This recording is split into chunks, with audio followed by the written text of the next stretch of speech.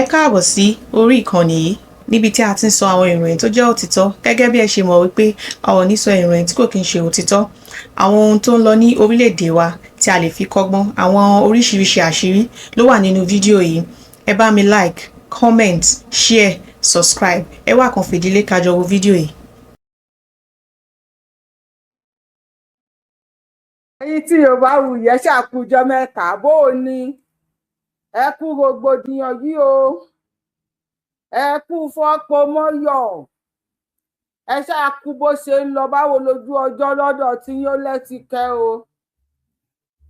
Ṣèyí Mákindé ké gbàjarè sáwọn United Nations, ó ní kí wọ́n gbà òun, ó lé òní jàgbà kó má ṣe lójú fìrí, ó ní how dey go ó ní báwo náà ṣe máa jí ọmọ gbé lákàtà òun, tọ́dẹ̀ máa lọ rescue àwọn ọmọ tí wọ́n jí gbé tóun ò ní mọ̀ ń pa ẹ̀, ó lóun ò gbọ́ nǹkan kan, ó ní káwọn United Nations ó ní kán wá gbà òun o. Ṣèyí Mákindé ti fẹ́ pin, Ọlọ́run ṣàánú fún wa, ẹ ṣáà máa pa wá tán, ẹ máa pa wá tán o. Ṣèyí Mákindé, Tinubu, ẹ̀yin fẹ́ bẹ̀rẹ̀ àbí?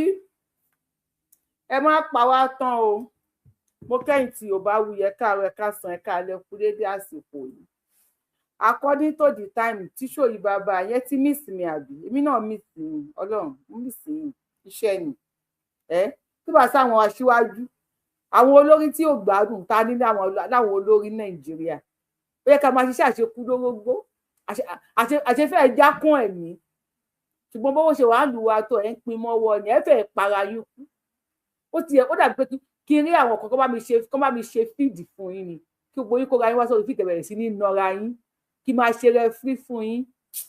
Mo kẹ́yìn tèmi ẹ̀ka rẹ̀ ká sí ní 14th of July 2026. Èní ni July 14, 2026. Bó o lójú ọjọ́ lọ́dọ̀ yín? Ajá tún kú oríire lẹ́ẹ̀kan sí. Mo kí wọ́n tẹ̀ kí mi ẹ káàbọ̀ sórí ètò yìí, ètò Yorùbá Wù. Ilẹ̀ ti ṣú, ìwọ̀nba àwa tá a bá wà ń bẹ̀ náà nìyá mi bí ọdún mo rí bàbá wọn Dàpọ̀ Mọ́ṣúdì náà. Mo tiẹ̀ fẹ́ sáré béèrè kinní kan o, mi ò mọ̀ bóyá ẹ̀yin ti rí o. Ẹ jọ àwọn ọmọ tí àwọn Nigeria military tí wọ́n lọ rescue ní Ọ̀yọ́, Ìbàdàn, Ògbómọ̀ṣọ́, àwọn ọmọ Aworo Ẹ̀síẹ̀lẹ̀ tí wọ́n lọ rescue tí wọ́n lò 55 or 56 days lákàtà àwọn ajínigbé. Ẹ jọ̀ọ́ torí Ọlọ́run, mi mọ̀ bóyá ẹ ti rí wípé Sultan of Sokoto ṣó ti congratulate bàbá Tinubu, as in ṣé Gúnmi ti kí bàbá Tinubu pé wọ́n kó àṣeyọrí. Mo ń bèrè ní o, nǹkan tí Yorùbá mú èèyàn máa ń bèrè ní o.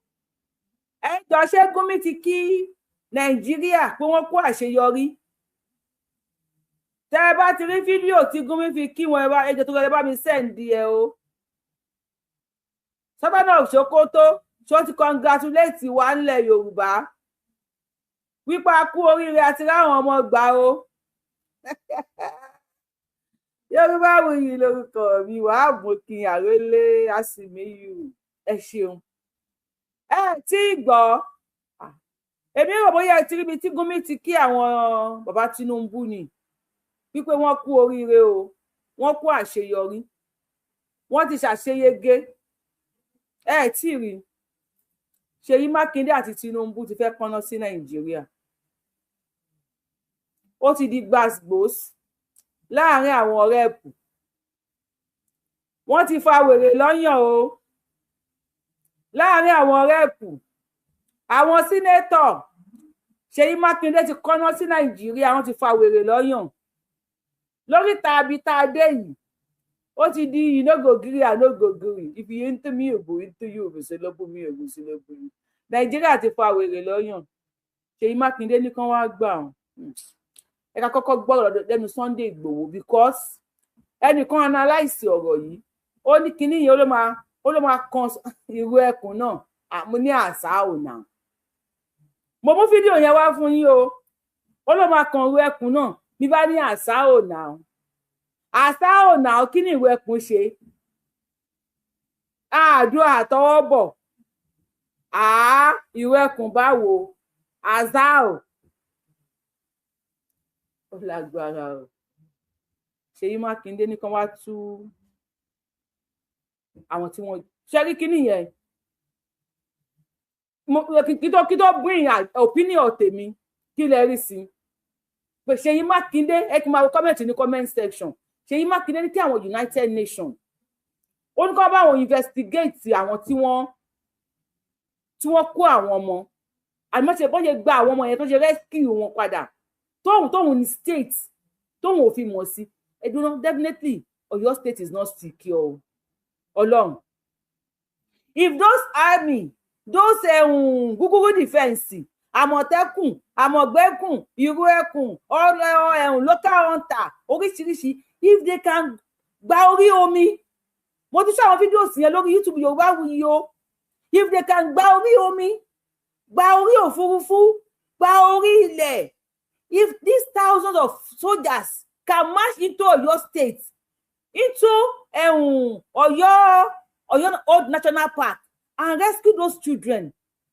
without the knowledge of Governor Ṣèyí Mákindé definitely Ọ̀yọ́ ò safe o Ọ̀yọ́ ò safe o ibi eré láti máa ń rò tọrọ o definitely Ọ̀yọ́ ò safe nìyẹn o àbí kí lẹni mo sọ ní Ọ̀yọ́ ò safe o tó lè wọ ilé tí wọ́n kó gbogbo tó ṣe gbogbo tó ṣe yẹn tí ó di gbọ́ ibo ni Ṣèyí Mákindé wà nígbà tá a dúró sójà yẹn wọ ìlú ẹ̀ bàtà wọlé Sunday Igboho náà ó lóun ò mọ̀ pa ẹ̀ ó lóun ò mọ̀ pọ́n wọlé àbẹ́ẹ̀rọ Ọlọ́run àwọn nọ́tà Nàìjíríà náà tó wá ya wèrè lọ́wọ́ yìí nísìn wọ́n ní kí bàbá Tinubu agbára tó lò láti gba àwọn ọmọ ní èsì ẹ̀lẹ̀ wọ́n ní kò lò láti gba àwọn ọmọ tó wà nílùú àwọn náà àmọ́ sáré tọ̀ ṣe ẹ̀ pápápá tó pélé tìṣú wọ́n á bí gbọ́ sẹ̀ wípé Gumi ti congratulate bàbá Bọ́lá Ahmed Tinubu fún àṣeyọrí tó ṣe Sultan of Sokoto tó ti congratulate Tinubu àbí tó bá jiyàn gbé nìkan náà máa bọ́ta sọ̀rọ̀ tó bá rescue àwọn èèyàn wọn ò ní bọ́ta sọ̀rọ̀ wá gbọ́ ọmọ ìyá mi gbogbo ẹni tó ń gbàdúrà fún àgàn kó lóyún gbogbo wọn kọ́nà fẹ́ kó lóyún o tó bá tún wá lóyún yẹn tán gbogbo wọn kọ́nà fẹ́ kó bí nígbà tí wọ́n fẹ́ lọ gbà wọ́n mọ̀ yìí ọgbọ́n bí nígbà káwa children ariwo yìí pọ̀ our children our teachers bring them back Tinubu bring back our children wọ́n bring back our children màá play fídíò kan fún yín wọ́n ná stage ẹ̀ ni wọ́n ní movie ni mi ní àṣà o ibo ló ti jẹ́ movie ẹ kọ́kọ́ gbọ́ ọ̀rẹ́ náà máa Adéyẹmọ náà wọ́n Adéyẹmọ jọ enlighten wa torí tọ́ Ọlọ́run ọba bóyá àwọn èèyàn mi bóyá máa yé wọn ogun dé o ogun máa jà o. amalgamation mi náà tún lọ sign pẹ̀lú àwọn olórúkú yẹn tó fẹ́ gbé wá sí àfi kí gbogbo ọfọwọ́sowọ́pọ̀ ká spark lẹ́ẹ̀kan náà ká fọ́ tẹ́lẹ̀ ká fi pẹ́ nìkan ká fi gbogbo yẹn lẹ̀ ni o torí ọjọ́ làwọn ọmọ àti káwọn ọmọ wa mọ́tò mọ́ lọ gbé wá sí pé lọ́jọ́ la Ọlọ́run ní fi ara ní Ọlọ́run ní fi àjẹbọ yẹn lólùfẹ́ mi Ọlọ́run ní fẹ́ yẹn náà Ọlọ́run ní jẹ́ parẹ́ lọ́dẹ̀ ní tìyàn Ọlọ́run nífẹ̀ẹ́ yín àti gbẹ́ni tí ò nífẹ̀ẹ́ mi tó gbé Ọlọ́run ká fọ́ọ̀sì mi lé yín lórí ni ẹ ti ẹ̀ fi gbogbo ẹ nífẹ̀ẹ́ mi lẹ̀ ẹ jẹ́ àjọ fọwọ́sowọ́pọ̀ ni káàtì kọ́kọ́ gbára lórí tí ń bọ̀ yìí torí ohun tí wọ́n ń pláàni táwọn tẹ́ ń pè lórí tó ń sàṣíwájú wa ń lù yẹn ohun tó ń pláàni lẹ̀ fún wa tẹ́ bá gbọ́ gbogbo àwọn tó ń pẹ́ wọn láṣíwájú yẹn tí ń bá sọ pláàni wọn tó ń lọ ní fún wa kódà o Ọlọ́run ṣàánú wa ni o Ọlọ́run bá nìkan máa tú gbogbo ẹ̀ máa ṣàlàyé fún ilẹ̀kùn rẹ̀ tẹ́lómi bá gbọ́ báyìí ẹlòmí ò ní rọrùn tù tí ló fi máa ń jẹ́ tó bá gbọ́ ní plan tí wọ́n ti lọ nílẹ̀ láwọn kìíní yẹn so àwa náà wá ní láti fọwọ́sowọ́pọ̀ pẹ̀lú ara wa ká plan tiwa náà káwa náà plan àwa náà nílá àwọn ọ̀dọ́ láti ní plan tiwa láti ta lè fi kojú àwọn pípù yìí bẹ́ẹ̀ ni mo sọ ẹ ṣé thank you pàdé wa bí oyin títí ọ̀la sọ̀tún la máa go live máa gbé gbogbo evidence wa àṣírí àwọn pípù yẹn máa gbé wa fún tí kálukú fojú rí ẹ ṣé gan good night. ìgbà tí òòṣà ń sọ ó ní good night ẹ bá wa pé òòṣà o ìgbà tó òòṣà ń sọ fún wa níjọ́ kìíní àná wípé àwọn olórí wa yìí òòṣà èrè àwọn ò fẹ́ pòpò òdenu wọ́n ní dey play wọ́n ní ìlítírèètì ni wọ́n ló kọlà, wọ́n ní kò gbóyìnbó, wọ́n ní kò lọ skul, wọ́n ní kò ṣe gbá, wọ́n ní kò ṣàwo. ṣé ẹ̀ka ìwà lóde nísìn ẹtí ibi tó ti ń go deeper lọ now. ìyá ẹnì kan fẹ́ play obìnrin kan fún ìbẹ̀tí kí n tó play ìyá yìí ẹ̀ka ẹ̀hàn yóò ti ń bèrè wúmà yìí. orúkọ mi ni dáhùn lọ́nà ẹ̀wò tí wọ́n wá ti ráyè orúkọ mi ni dáhùn sí Mary Tèmítọ́pẹ́. báwo nínú iṣẹ́ dùn tó lè ní. èmi nínú mi dùn jù lágbàáyé tí wọ́n bá níta nínú rẹ̀ dùn jù èmi nínú mi dùn jù lágbàáyé inú mi dùn gidigidi. báwo ni ìrìn àjò yẹn ṣe rìn gan-an báwo ni. a dúpẹ́ lọ́dọ̀ Ọlọ́run àfògo fọ́lọ́run mo dúpẹ́. ẹ dúpẹ́ lọ́wọ́ àwọn ìjọba tí wọ́n ṣe lè fún. mo dúpẹ́ lọ́wọ́ ìjọba mo dúpẹ́ lọ́wọ́ gbogbo àwọn ìjọba tí wọ́n gbàgbé wa sínú igbó. A dúpẹ́ lọ́wọ́ gbogbo àwọn ọmọ orílẹ̀-èdè Nàìjíríà.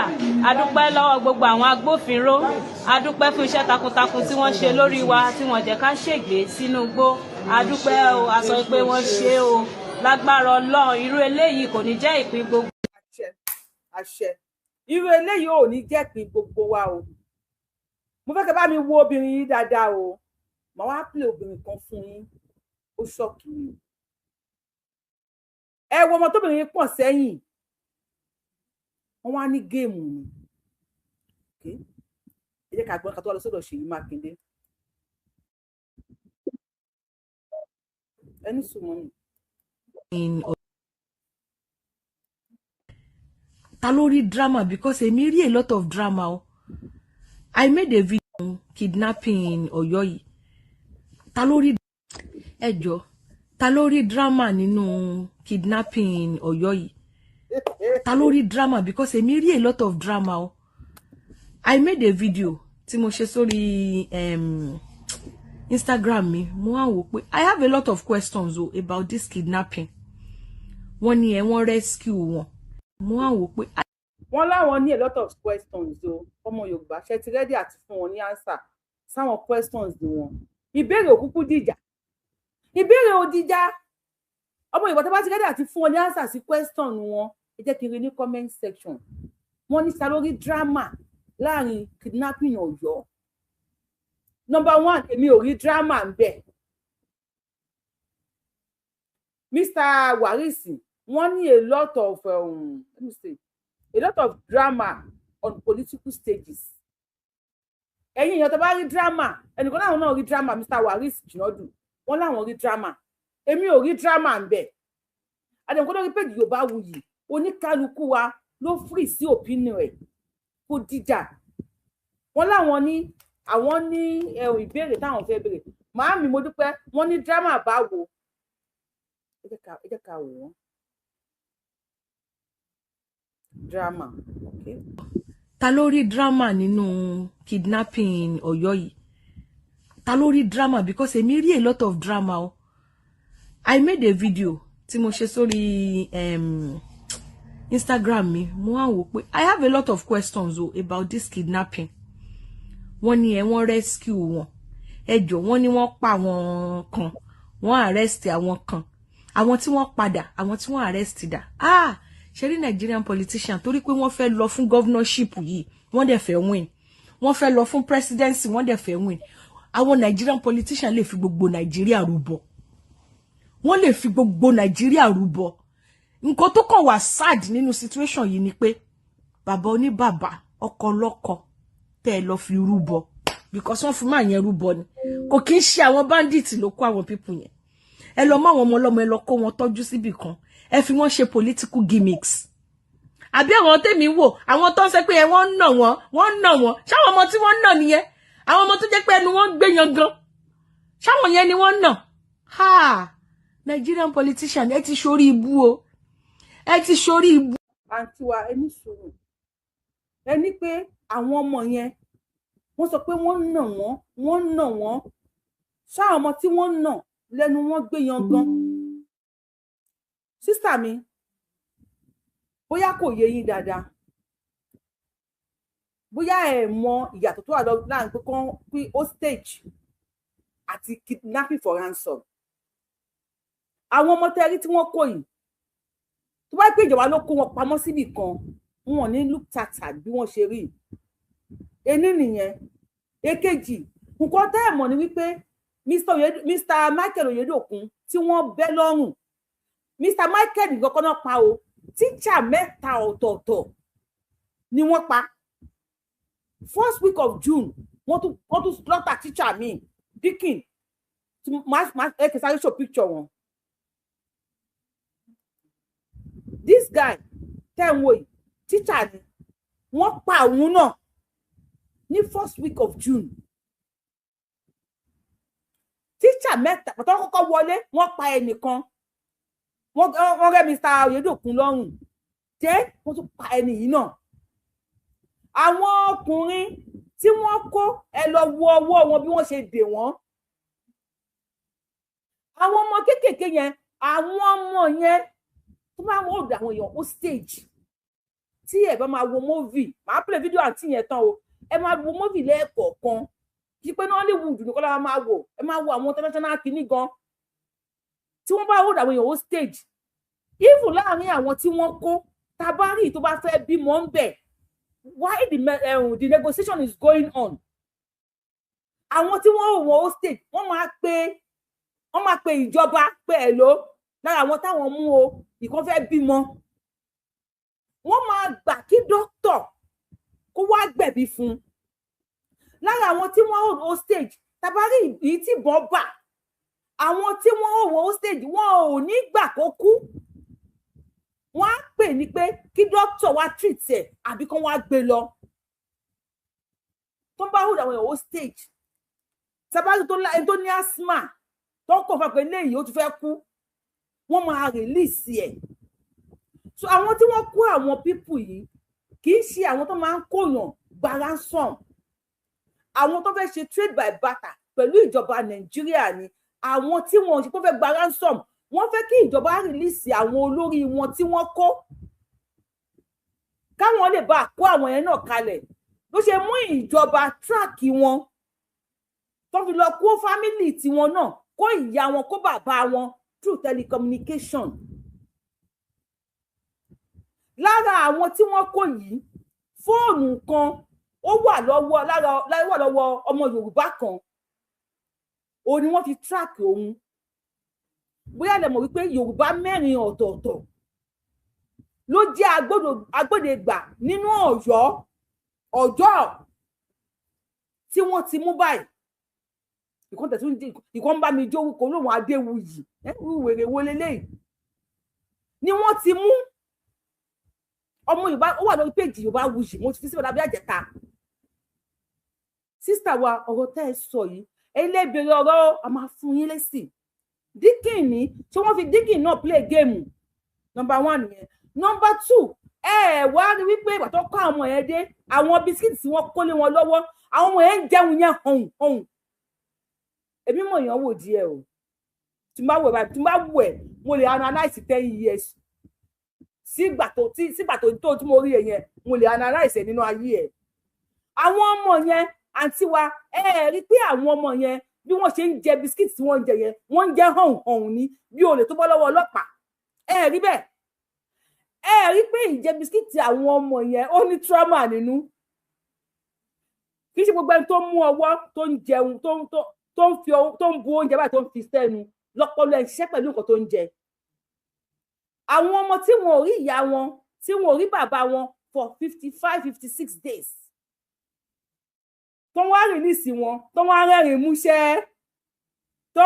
músẹ́ sísà wa ẹ̀ẹ́dẹ̀ wò dáadáa wípé àwọn ọmọ yẹn tó bá pẹ̀lú tó ń ṣiṣẹ́ ni kò jẹ́ kí àwọn ọmọ yẹn wà ń ta kí Ṣèyí Mákindé máa kó wọn káàkiri àtàwọn ìyá yìí kó máa display wọn rí bẹ́ẹ̀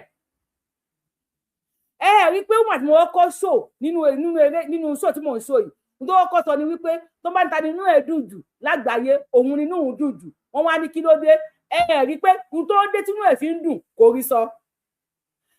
Dúpẹ́ lọ́wọ́ bá Tinubu tí wọ́n ń sọ rí pé wọ́n sọ sí lẹ́nu ni bàbá wa rìn jìnnà torílẹ̀ ti ṣù lè kí n máa ṣọ́ àwọn fídíò tí mò ń ṣò. Rí pé Mrs. Alamu nígbà tó wà nínú mọ́tò mo ti gbogbo fídíò yẹn wà káàkiri ó wà lórí péjì Yorùbáwùyí náà ó wà káàkiri nígbà tí wọ́n wà nínú mọ́tò táwọn ọlọ́pàá táwọn sójà àdóṣe lọ rescue wọn dé ẹ rí pé first thing tí woman yẹn béèrè ni pé where is my car first thing tí woman yẹn béèrè ni pé where is my car ẹ rí pé Mrs. Alamu bímọ sílé kò rántí àwọn ọmọ ẹ̀ kò tó wá padà béèrè ọkọ ẹ̀ kì í ṣègbà yẹn ló béèrè ọkọ ẹ̀ first thing ló kọ́ béèrè lọ́wọ́ àwọn sójà ni pé where is my car and according to bóyá ń sọ̀rọ̀ lẹ́nu ọjọ́ mẹ́ta yìí ní àná ó ní káà yẹn ni wọ́n fi gbé àwọn that shows you wípé Mrs. Alamu ohun tó rántí tó rí gbẹ̀yìn ó ní káà yẹn nígbà tí wọ́n dé ohun tó rí gbẹ̀yìn tó wà nínú ọkọ̀ tó jú ẹ̀ ṣiṣẹ́ pẹ̀lú ọpọlọ ẹ̀ ó ní káà mọ́tò ẹ̀ yẹn ló rí gbẹ̀yìn nígbà tí wọ́n ń gbé wọn lọ ó ní mọ́tò yẹn padà fi gbé àwọn Mrs. Alamu wá dé as an educated person tó jẹ́ a principal àbí vice principal náà pé ni kò ní bó ṣe bára àwọn ṣe rí ẹjẹ gbé òun lọ sí hospital kò béèrè ọkọ kò béèrè ọmọ ó wá ń béèrè pé where is my car ẹ̀ẹ́dẹ̀ rí bí trauma ẹ wá ní stage ni tó wáyé pé lóòótọ́ ni wọ́n stage show yẹn a máa wo Nollywood movies tó máa pa àwọn actors yẹn ní jagunjagun ẹ ṣàmọye èèyàn tí wọ́n pa after yẹn lára wọn ṣe party tó dẹ̀ yẹ wípé a rí àwọn tí wọ́n pa nínú jagunjagun a tún rí wọn party ẹjọ́ Dikin tí mo fi ń wò yìí ṣé àti àwọn ti padà rí ní ilé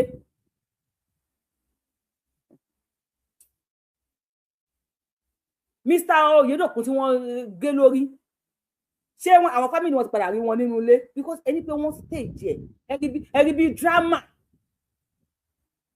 àwọn ọmọ kéékèèké tẹ̀wọ̀n tí wọ́n ń jẹ bisikíìtì yẹn wọn ò tí ì rí nǹkan kan o àwọn ìyá wọn ló máa padà ròyìn lẹ́yìn oṣù kan ọmọ mi nínú wọn tó bá sùn ìmíì tí ò kí ń tọ́ ọ lé tẹ́lẹ̀tẹ́lẹ̀ á bẹ̀rẹ̀ sí ni máa tọ́ ọ lé mọ̀ kan tí wọ́n ń pè ní trauma tí mi bá sùn lára àwọn ọmọ yẹn káwọn ìyá wọn máa mójútó wọn ni pé ìmíì lè sùn kó jí látọjú ohun kó gbé eré kó máa sá lọ á gbé eré á dẹ̀ máa sá lọ wọ́n máa gbé kí ló ṣe àná tó ti dé nì wọ́n tó ti dé nì wọ́n kó wọn dé wọ́n ń jẹ bisikíìtì hàn ẹni wọ́n flesh ọlọ́run ò ní jẹ́ kémi àti yín rí nǹkan tó ń jẹ́ bẹ́ẹ̀ pé wọ́n déèyàn mọ́nú ilé wọ́n bisikíìtì tó ń jẹ tó wẹ́ pẹ̀lú tó ń ṣiṣẹ́ tó yẹ kó há bisikíìtì lé wọn lọ́wọ́ tó yẹ kó há bisikíìtì lé wọn lọ́wọ́ tó wẹ́ pẹ̀lú tó ń ṣiṣẹ́ ni tó yẹ kó máa kó wọn káàkiri bí ọmọ mùsùlùmí àbẹ̀rẹ̀ question lọ́wọ́ wọn ó yẹ kó wà níbì kan ni kó máa tọ́jú wọn therapy tó dáa kọ́ fún wọn psychologically many of them were okay so mata tẹ́ bá àwọn táwọn máa go through tó máa ìfẹ́ wọn lẹ̀ sí tó ìfẹ́ àmọ́ ẹ̀ sílẹ̀ tó bá di Monday kó kó àwọn ọmọ yẹn lọ sí school kí wọ́n kó àwọn ọmọ yẹn lọ sí school tí wọ́n ti jí wọn gbé ẹ mọ̀ wípé wọ́n jí wọn gbé ọmọ mi máa rí ògiri school yẹn báyìí á dẹ̀ gbèrè á dẹ̀ máa sá lọ bùsùn ọmọ máa rí picture àwọn tó wọ́n á jí wọn gbé ní ara ògiri school yẹn ẹ wá ní géèmù ni tọ́ ẹ jẹ́ ká máa gbọ́rọ̀ yín lọ sísítà wa.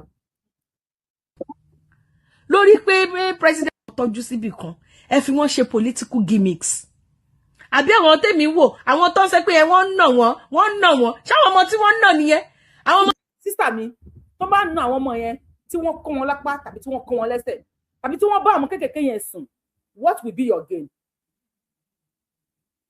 ọmọ yẹn sọ wípé gbogbo ẹni tó fẹ́ kí tó ń pariwo bring back our children gbogbo wọn kọ́ mẹ́fẹ́ kọ́ ra àwọn ọmọ yẹn gbà. bẹ́ẹ̀ ni mo sọ fún yín gbogbo ẹni tó wá kíyàn lọ tó lọ kí aláàrẹ̀ lọ hospital kọ́ ló fẹ́ kó gbádùn. gbogbo ẹni tó ń kí yín pé báwo ni ẹ káàárọ̀ àjíbí o gbogbo wọn kọ́ ló fẹ́ kẹ́ jí. tó bá lu àwọn ọmọ yìí pa what will be your gain? kí ló máa jẹ́ gain yín? ẹni àwọn ọmọ yìí wọn ò lù wọ́n ẹ lè criticize ìjọba ẹ lè wọ́n Tinubu lépè kẹ gbé Ṣèyí Mákindé rẹ kẹ gbére ẹ wọ́n àwọn fámìlì wọn lépè but what will you gain? Kí ló máa dùn mọ́ yín nínú?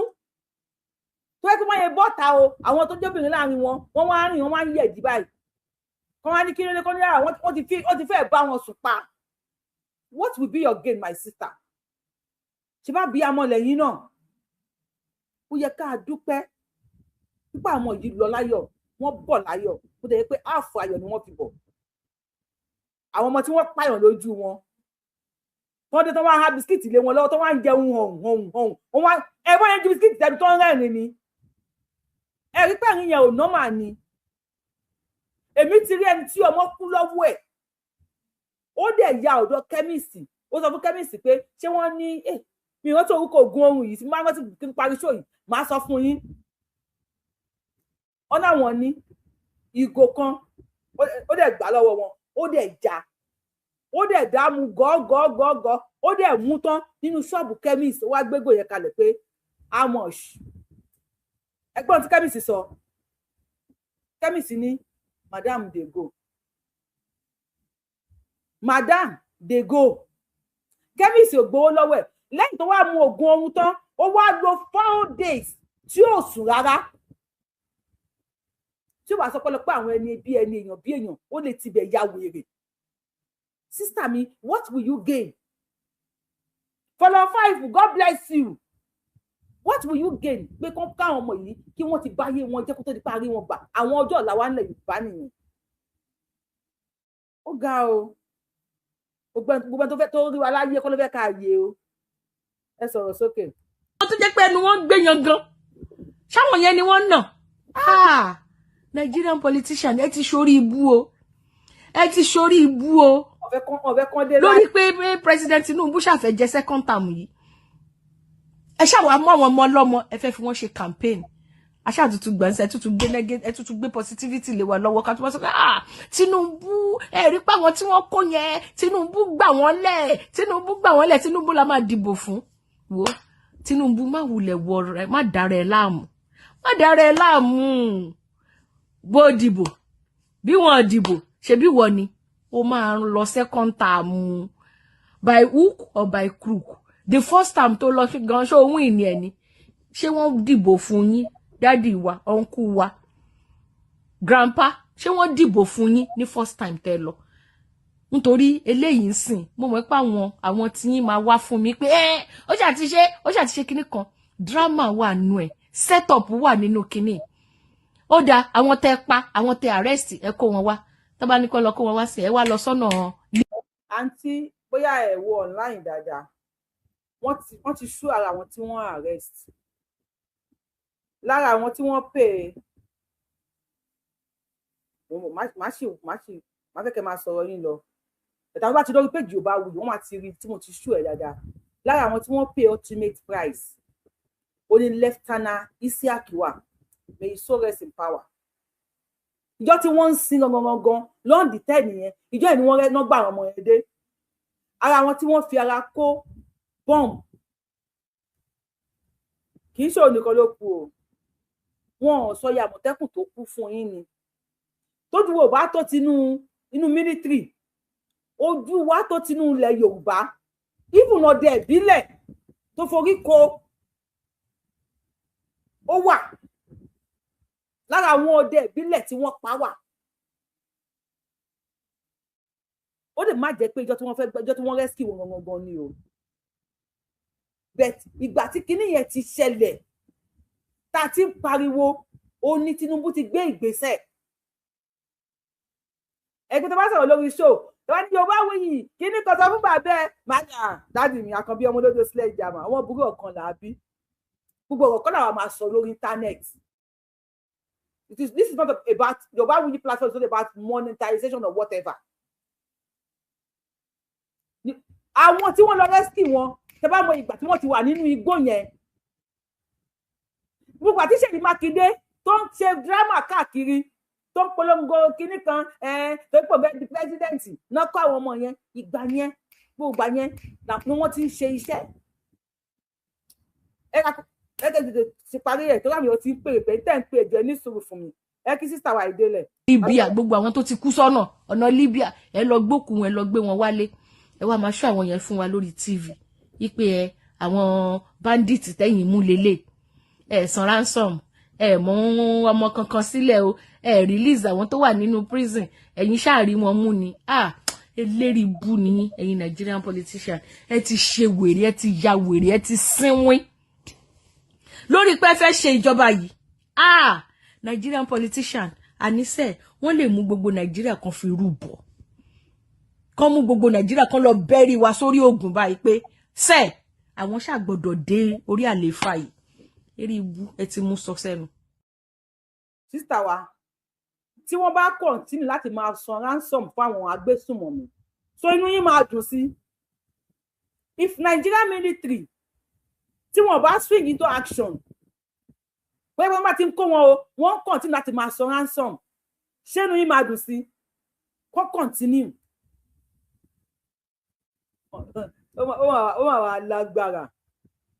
Okay, àwọn tí Sunday Igboho lọ gbà náà ṣó náà fún wọn ní ransom.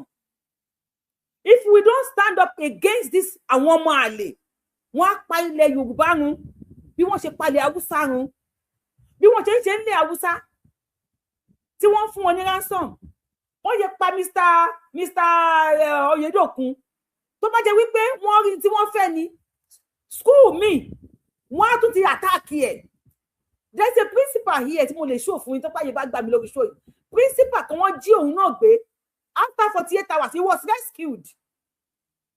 Lórí bí mo jẹ́ ń ṣe show yìí there is a video nílẹ̀ Haúsá lọ́wọ́ yìí tí àwọn Haúsá dìde olórí àwọn agbésùmọ̀mí ó máa ń ṣe TikTok ó ya wèrè ju màálù lọ àwọn local vigilante àwọn ni wọ́n lọ gbé wọ́n pa. I have the video with me màá dẹ̀ share ẹ̀ àkànlè ṣú ẹ̀ ni lẹ́yìn tí wọ́n pa wọ́n wá so mẹ́yìn machine wọ́n wá ń wọ káàkiri gbogbo ìlú ìyẹn náà ṣẹlẹ̀ níjẹta tẹ́ bá ń gbọ́ yẹ́lò ó ya wèrè nínú àwọn agbésùmọ̀mí ó máa ń pààyàn jẹ ni. I have his video here ní ìjẹta làwọn everybody ti ń dìde wípé no more ransom. Everybody ti ní pé a máa gbára wa lọ́wọ́ àwọn olórí burúkú yìí. Ẹbí kó máa sọ ransom fún wọn lọ. Wọ́n sọ wèrè ẹ̀ wọ́n pàrọ̀ ẹ̀ wọ́n sọ mẹ́yìn ẹ̀yìn kí ló wípé ẹ ti rí God bless you BOS. Wọ́n sọ mẹ́yìn machine. Ẹ̀yìn machine wọ́n sọ mọ́. Wọ́n bẹ̀rẹ̀ sí ní wọ káàkiri gbogbo ìlú ní òhò. Ọkọ̀ àtẹ̀kùn ẹ̀mí gbologbolo báyìí ni. Last àwọn bóyá máa ṣe o àmọ́. Bóyá máa padà gé bí ẹran náà mọ̀ ni. Àwọn tí Sunday Igboho lọ gbà náà ṣé òun náà san ransom fi gbà wọ́n ni. I think this is time we have to stand up. No more ransom. We all have to stand up. Àwọn military Nigeria tẹ́ bá mọ capacity Nigeria military before kó tó di pé àwọn ìjọba burúkú yẹn dé wọ́n mú àwọn military Nigeria wọ́n render àwọn useless wọ́n dá àwọn Boko Haram sáàrin wọn. Nigeria military ti jà fún àìmọye ìlú àìmọye country tó fi mọ́ àwọn òyìnbó. Nigeria military ti save àìmọye countries sí pé tó máa ní wọ́n nídìí àwọn ọmọ ogun tó wọ́n lọ ọmọ ogun America lọ ọmọ ogun Britain nísì ọmọ ogun Nigeria náà máa ń lò nínú tó bá máa rẹ̀ tí 1 to 5 wọ́n máa mú Nigeria military ṣùgbọ́n àwọn Buhari dé wọ́n kó wọn lápá wọ́n kó yẹ wọn ṣé wọ́n fẹ́ ṣiṣẹ́ ni wọ́n fẹ́ ṣiṣẹ́ wọ́n ní no order. Minister of Defense bọ́ta ó ní ẹni sójà tó bá rí bandit lójú báyìí ó ní tí ò bá yìn pa ó ní ìdájọ́ bandit náà máa dá fún ó ní don't wait for any order má dúró de order kankan wọgbó ẹni yẹ́lò tí wọ́n pa yẹn pẹ́páyé Buhari ni wọ́n pa ẹrù bóyá ìlú yẹn ò ní dáwóró ni láti jẹta ìlú yẹn á ti di awóró. Mo máa sọ fún yín pàtẹ Tinubu gbogbo àwọn ilẹ̀ Yorùbá mo ti máa sọ fún yín pé Tinubu lo ọpọlọ àgbàlagbà ní ṣe smart man. Either you like it, you don't like it. Either you like him, you don't like it. Tinubu is a smart man. Tó jẹ́ wípé tó bá gba ẹ létí ó máa mójú kúrò báyìí ni. Tó bá fọwọ́ pa Tinubu gbà mí kalẹ̀ ni kò ní sọ̀rọ̀. Tó bá dẹ̀ fún ẹ létí tí wọ́n bá rí bá sledgehammer tàbí igi burúkú 2x2 tó tún wá fi ìṣó sí ẹ tó fún ẹ létí ẹ tó fọmọ lórí Tinubu ò ní sọ̀rọ̀.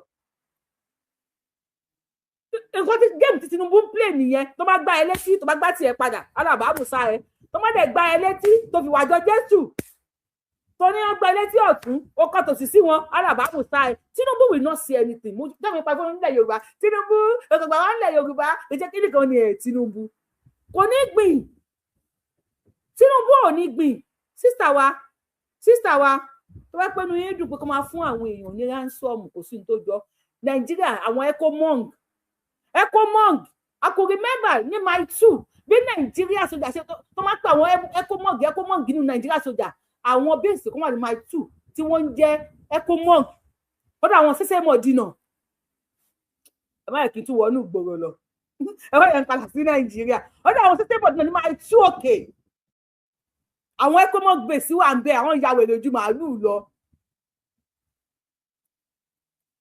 Òṣòmọlẹ̀ sísá wa ẹbọlẹ ń bẹ o ìtura ètí ọlápẹlẹ iṣó tí mò ń ṣe ilẹ̀ ti ṣú ni Ṣèyí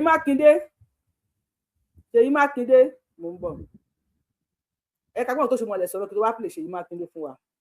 I read this morning in newspapers and I've seen it even with the electronic. The governor of Oyo State calling on the United Nations to investigate the overall circumstances surrounding the kidnap and even the rescue. I thought that was the most unstatesmanly. He was carrying partisan politics too far, and this Senate should condemn his unguided statement. Nigeria is a sovereign nation.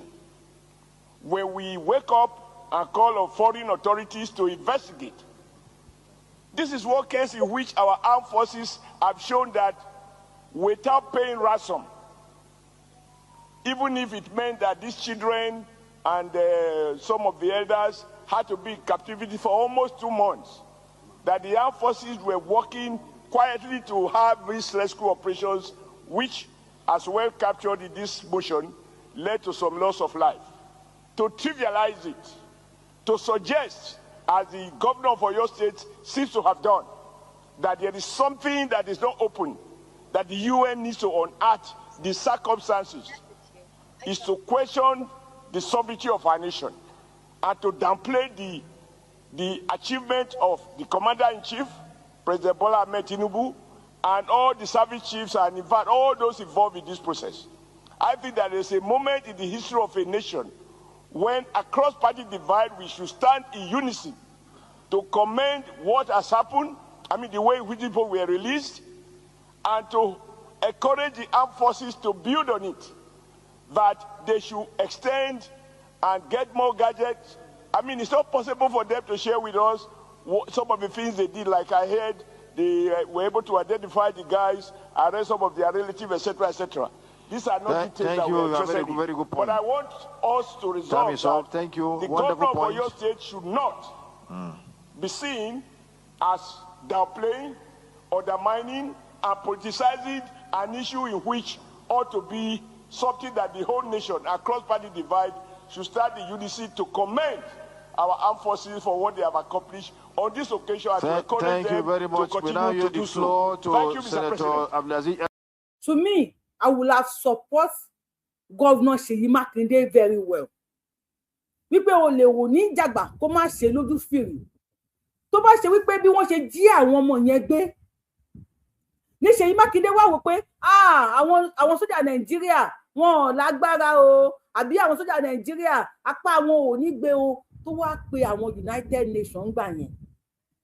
Tó wá pé bí wọ́n ṣe jí àwọn ọmọ yẹn gbé, ó bá Tinubu sọ̀rọ̀ pé àbá ti Tinubu kí ló ń ṣẹlẹ̀ àwọn ọmọ yìí. Tí Tinubu wá sọ wípé kò ságbára, lè rí wọn gbà. Tó bá wá pariwo, èmi máa support pé abiyamọ gidi ni. Nígbà tí àwọn yẹn wà ní captivity, Governor Ṣèyí Mákindé ó ṣì ń campaign. Òun àti kí lorúkọ vice president ẹ̀, wọ́n ṣì ń campaign káàkiri. Wọ́n fẹ́ di president. Tó bá ṣe pé àwọn ọmọ Ṣèyí Mákindé wà ń bẹ̀, ṣé a máa campaign ká? Ẹ jẹ́ ká máa ti ìbìṣáná kí èso oògùn. Yes, Governor Ṣèyí Mákindé ó lè wò pé how come bọ́ọ̀lù ti ṣẹlẹ̀ nílùú àwọn kan náà. Yes, our politicians yìí, they can play politics with anything, with anybody's life, even with gbogbo Nigeria's life. Gẹ́gẹ́ bí títà wa yẹn ṣe sọ.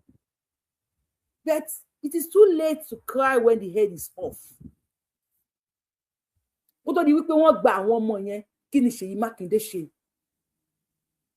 Tí àwọn ológun tí wọ́n fi sọ̀ráǹdì Old Ọ̀yọ́ Park fún 50 days. Tí Ṣèyí Mákindé ò dẹ̀ mọ̀. Tí Ṣèyí Mákindé ò mọ̀. Ó máa ń ní ìjà tí ọkọ àti ìyàwó máa bára wọn jà nínú ilé. Tí ọmọ bá dákú. Ní rántí pé ẹ̀yin méjèèjì ẹ̀ ń bára yín jà. Ẹ tẹ́ bá ń gbọ́ mi tí bá mú yẹ̀sí o, ọkọ àti ìyàwó ń jà nínú ilé, wọn kì í sọ̀rọ̀, wọ́n yan òdì. Ọmọ wa dákú. Ìyàwó wa dúró pé ọmọ tó dákú yìí wọn ò ní pe ọkọ òun o. Ọmọ tó dákú yìí òun ò tẹ́ ní pe ọkọ òun sí rárá ni. Sọ ọmọ adúró kọ́ ọmọ kú ni. Ìjà tó bá wù kọ́ lè máa jà. Mi ò bẹ́ẹ̀ Ṣèyí Mákindé àti Tinubu ń jà o. But let's assume pé wọ́n ń jà. Ẹ wá ń fi ẹ̀mí àwọn aráàlú play politics. Tinubu did not coach Governor Ṣèyí Mákindé. Àṣà ò náà. Tí Tinubu bá coach Governor Ṣèyí Mákindé, nígbà tí wọ́n ti jí àwọn ọmọ gbé nílùú Ṣèyí Mákindé, why tí Ṣèyí Mákindé ò pe Tinubu? Nígbà tí ilé wó, Tony bomb blast ní Ìbàdàn.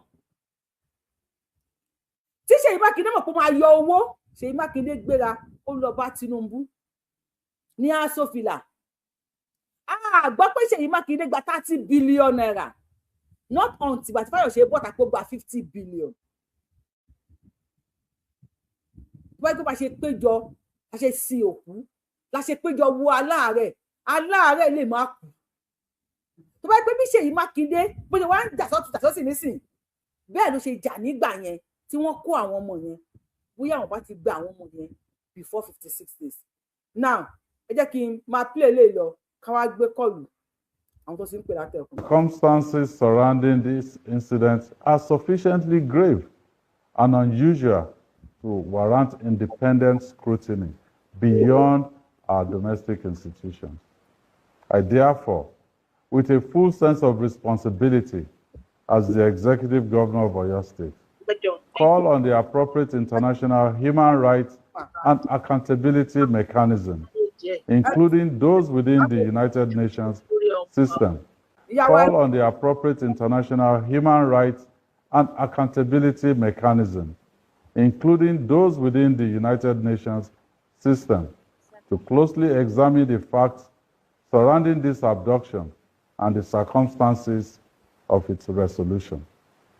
Such scrutiny is not intended to undermine our institutions. Rather, it is intended to reinforce public confidence that the truth will be established and that every person found to bear responsibility, regardless of office, influence, or affiliation, will be held accountable. That's Ṣèyí Mákindé broadcasting and giving to the broadcasting to the people of Oyo State. Following the. Ẹ bá wa gbóhùn sókè màá mi. Ẹ bá wa gbóhùn sókè màá. Ṣé gbọ́rọ̀ mi dáadáa? Yes ma. Ṣé ò ń gbọ́ dáadáa? À ń gbọ́ yín mà, à ń gbọ́ yín mà. Okay. Ẹ̀yin èèyàn mi ẹ̀jọ̀ ṣé ẹ̀ ń gbọ́ wọn. Okay, o ṣé o. Ṣé orí kí n kọ́kọ́ bẹ̀rẹ̀ lórí ọmọ abiyamọ tó lòun pera òun lábiyamọ abiyagba ni? Ṣé ó lè gbàdúrà èmi ò kì í robi síyan ni bá gégùn lé lórí? Ṣùgbọ́n mi ò fẹ́ kẹ́yìn èèyàn ti pasẹ̀ mi ṣubú.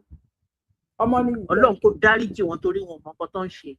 Ṣé òun lè gbàdúrà kí fámílì tàbọ́mọ òun kó rírú nǹkan táwọn pípù yẹn go through? Ṣùgbọ́n ló wà ṣé ojú ẹ̀ fọ́ orí ẹ̀ kú orí gbogbo incident yẹn bó ṣe wà láti bẹ̀rẹ̀ títí tó fi gbà wọ́n títí tó fi ń pariwo pé wọ́n pa kìíní wọ́n pa kejì. Níjọ́ kìíní àná tí principal jáde síta pé wọ́n máa tó èyí tó jáde last tó ní ọ̀nà máa behead ẹnì kejì tí wọ́n bá ṣe nǹkan tó fẹ́. Ṣó ti gbàgbé ni wọ́n wá pààyàn wọ́n pa gbogbo àwọn tíṣà mẹ́ta. Àwọn èèyàn kú àwọn security tó tún lọ gbà wọ́n kú wọ́n ṣe gbogbo ibo ní tó ṣẹrù gbàgùdù yẹn torí mi fẹ́ fi gégùn tọ́lọ̀ máa ṣèdájọ́ fún gbogbo wọn ni. àwọn abiyá tó bá kọ́ ọmọ tiẹ̀ ní ṣó lè gbàdúrà pé káyọ̀ nìkan sọ fún pé ṣe náà ń fi wọ́n fèkì ni wọ́n fẹ́ wọ́n ẹni tó lọ gbà wọ́n lẹ̀ kí ló ṣe àwa Yorùbá ègbón agúnlẹ̀ ń da Yorùbá láàmú tí wọn ò bá mọ̀ o torí èpè ti jà wọ́n àwọn ọmọ àlè Yorùbá tó máa jáde tó máa fẹnu jakuta torí owó torí fears torí kọ́ bá lè tà Ọlọ́run á ṣèdájọ́ fún gbogbo wọn. Ṣèyí Mákindé èyí tó ń ṣe torí politics ó ń fi ẹ̀mí èèyàn ṣe politics ní kọjọ́ kínní àná gbàrà tọ́rọ̀ ti ṣẹlẹ̀ ṣebí Sunday Igboho ní kó jọ̀gbọ́n fún un láyè kó jẹ́ kó ń lọ kò dáhùn. àbí ìgbà tó wá lọ sínú igbó tó lọ sí forest kí ni reason tí Ṣèyí Mákindé fi ṣe curfew. àmọ́ ìgbà tí ọ̀rọ̀ ìṣẹ̀lẹ̀ tí àwọn VDM tó lọ ṣe protest nìbàdàn ta ló rọ́tọ̀ síta question mark. Ṣèyí Mákindé ní láti dá gbogbo wa lóhùn lórí ọ̀rọ̀ yìí táwọn ẹlòmíín bá kú rí àwa tá a ń wọ àkúrí láti bẹ̀rẹ̀. ok ṣé Tinubu lọ. màmí ilẹ̀ ti sú 1 minute mọ̀ ní bá mi lò mọ̀. wá síbàdàn láti wá fèsì àwọn VDM tó ń ṣe protest tó kúrò ní ọ̀dọ̀ gómìnà ọ́fíìsì tó gbébọn tó yàn án ṣọ́ọ̀tì gbàgbé ni. ok plane Ṣèyí Mákindé ní wọ́n fẹ́ẹ́ fi rescue àwọn ọmọ yẹn tó máa dé in 2 weeks. ó dọ̀pọ̀ mú plane lójú ọ̀nà ni mà. ṣé gbogbo àwọn tó ń jáde tó ń fẹnu jagunta tó ń jẹrù lé Tinubu lórí ẹlẹ́dàá oníkàlùkù lẹ́lẹ́dàá kì í ṣe fáǹsì Tinubu tẹ́lẹ̀ náà ṣùgbọ́n iṣẹ́ ribiribi tó ń ṣe ni mo ṣe ń gbàdúrà fún tí mo ṣe wá dẹ̀ borí ọ̀tá lágbára tó sí àwọn ọmọ adé Yorùbá gbogbo yìí.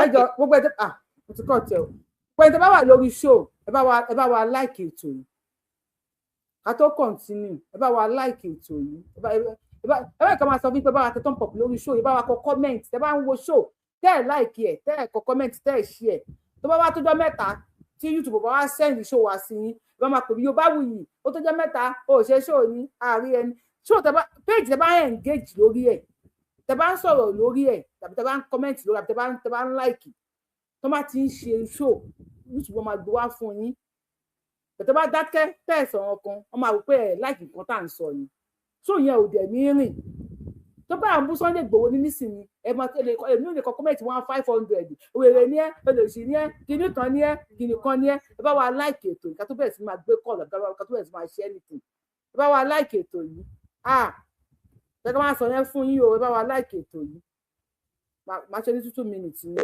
bá a gbóhùn sókè tó bá yẹ kórè èèyàn wú ẹ bá ti pè máa gbé fóònù lọ́wọ́ kan lẹ́ ti sú o ẹ ló sà o.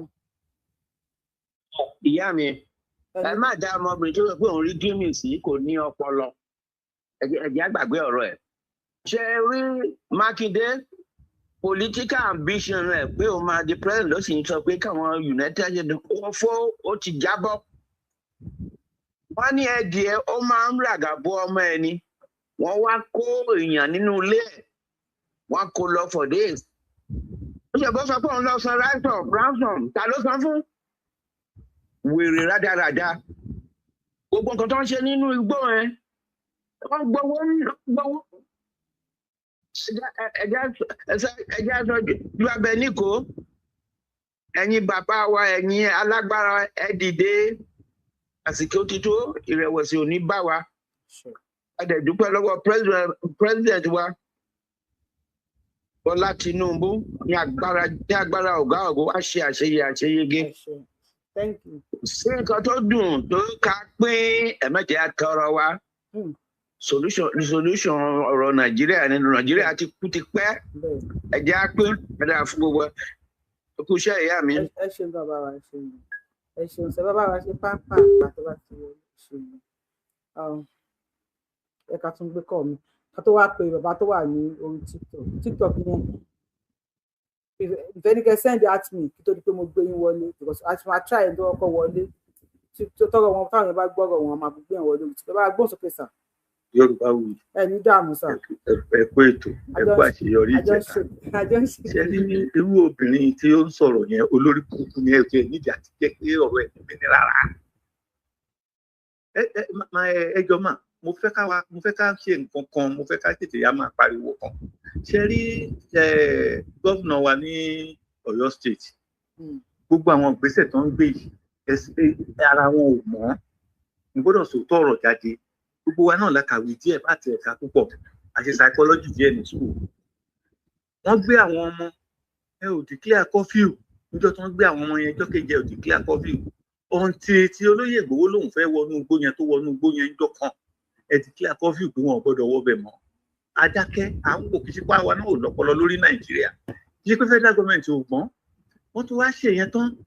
Wọ́n gba àwọn ọmọ yẹn ẹ wá lọ sọ̀rọ̀ wípé ìjọ tẹ declare ìjọ kejì ni wọ́n ṣe then ẹtúwò ètò tún ṣe ń sìn ó tún pe àwọn United Nations wọ́n wá bá wa investigate mátà wa ní Nàìjíríà so àwọn DSS wa tó ń ṣe wàhálà tó ń fi kó àwọn ọmọ yẹn nínú igbó wọn ò lọ́pọlọ lórí ẹ jẹ́ kí ariwo tẹ́mi fẹ́ pa á sí ni pé kí federal government kan farabalẹ̀ kan investigate mátà yìí to the root kan investigate mátà yẹn to the root kò sẹ́ni tó kọjá àbáwí tí gómìnà bá involve nínú ẹ̀ kan dì pẹ̀lú ẹ̀ wọ́n dì pẹ̀lú ẹ̀ àwọn kí nìyẹn ti ń lè mọ́ra wọn jù gbogbo ẹ̀ kàwé díẹ̀ náà psychology díẹ̀ dẹ̀ sùn àwọn ìgbésẹ̀ yẹn ó ti ń fara hàn pé ejò lọ́wọ́ nú.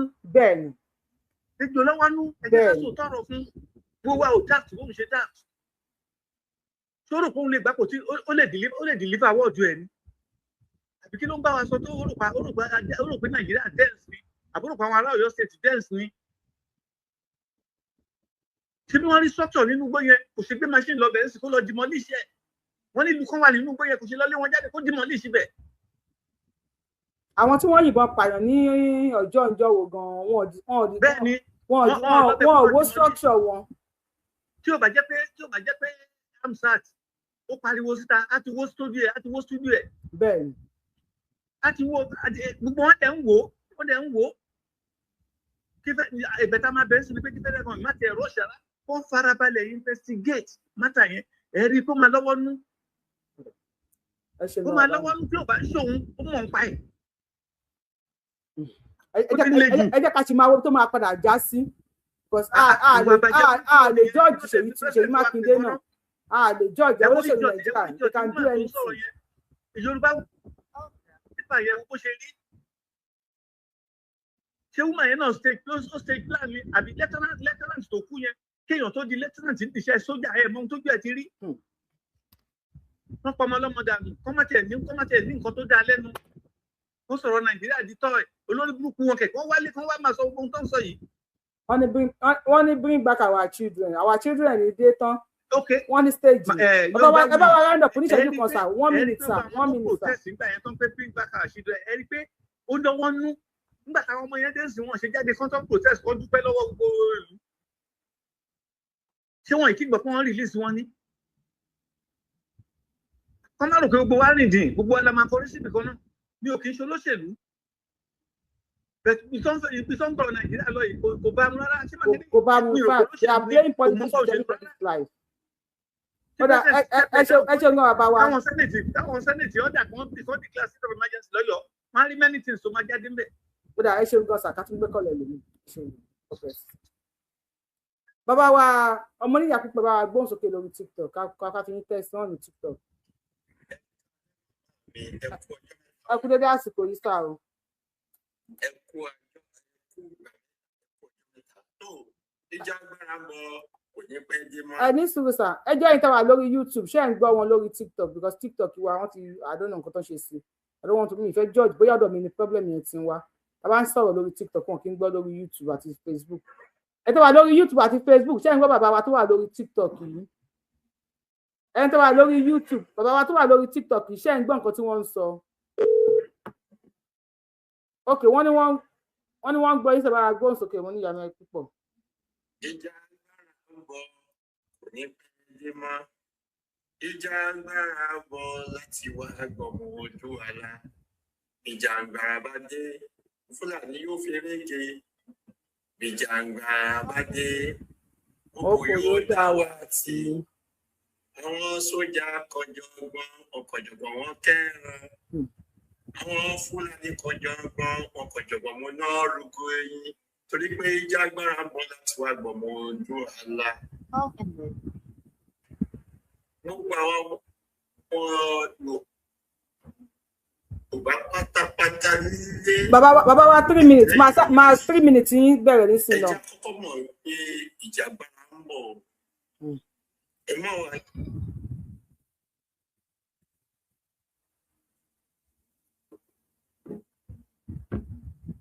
Hello. Ẹ má wá jẹ́ kí actor lẹ o. Ṣé rí mo kọ́ wá kí ìyá mi Yorùbá wuyì tí wọ́n jẹ́ kí etí wá di ikú nípa yín o.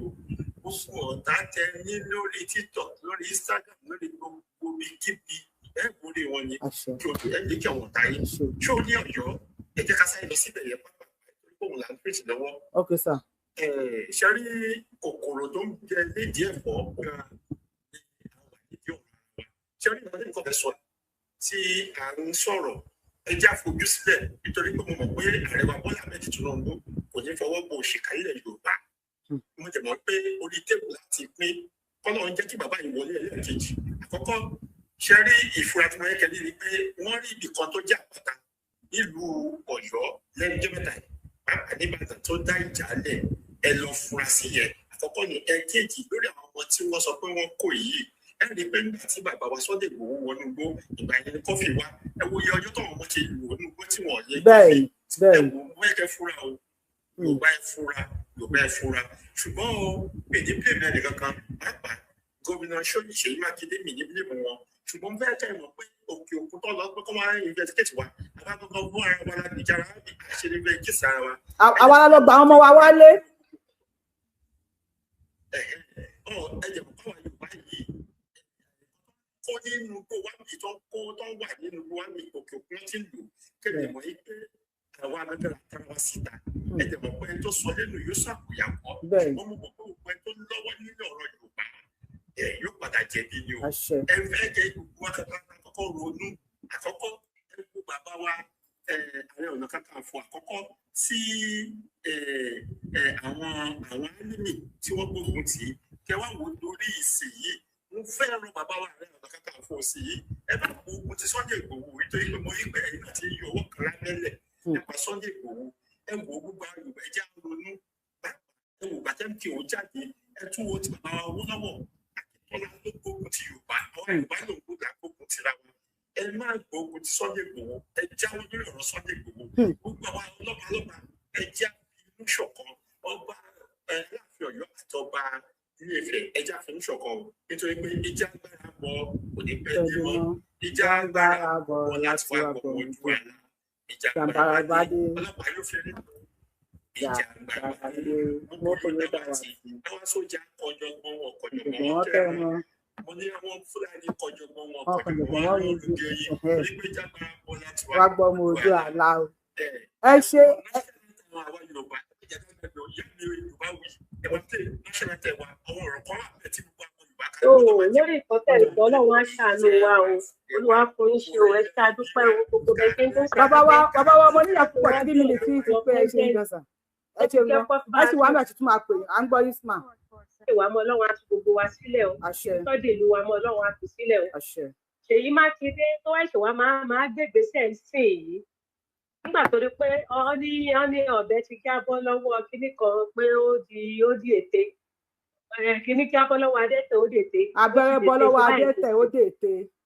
ó dète ó ti dète fún báyìí ní ìsìn ó ń du pírẹsidẹ́ǹtì ó lọ kàǹpé ṣó lè jẹ́ ìyàwó àfọmọ àbábúlẹ̀ tán bí ilé gangan ló gbé á lè ráyè máa lọ kàǹpé.